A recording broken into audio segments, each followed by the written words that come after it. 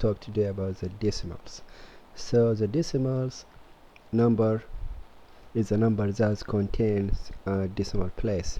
So we're going to talk about the add, subtract, multiplication, and division.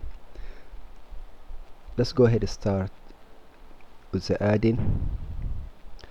So the adding decimals to the right decimal, so insert zeros as needed. We're going to put 470.00. we need to make sure these two zeros are not going to change our number, so it's going to be 470.00 plus 90.36. this is going to be 560.80.36, because 0 plus 6 and 0 plus 3, this is 36, and then 0 and then 17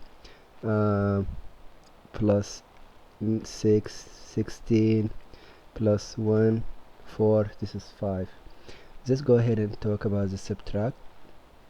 We have this 919.9 minus 67.4, so we need to line up the number, which is going to put the 67 first, 0.4.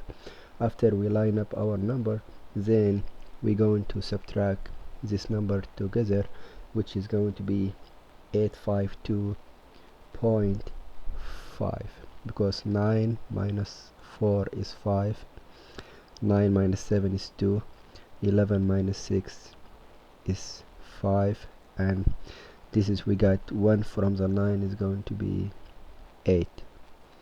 So to know the difference, we just multiply it by 67. we're going to have the first number that we got.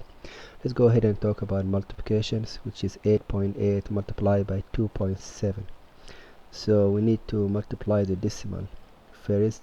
So first we need to ignore the decimal point and multiply 88 by 27, which is going to be 2376. after we do that, then we're going to add our decimal. Then the decimal place in a factor to for 8.8 is 1, and the decimal place in a factor 2.7 is 1. then 1 plus 1 is equal 2. Then we going to multiply this number with decimal. This time we need to put our decimal, so we have the first number 2376. this time is going to be 23.76. let's go ahead and talk. First we need to round the factor that we talk about the previous class. 8.8 is 9, 2.7 is 3, so multiply 9 by 3 is going to be 27. so 27 is nearest to the answer, 23.76. this to make sure your answer is right or not. And then let's go ahead and talk about the divided. When the divided by the whole number, place a decimal point. So do we have the whole number? No. The answer is going to be no here. And then let's go ahead and do the multiplication.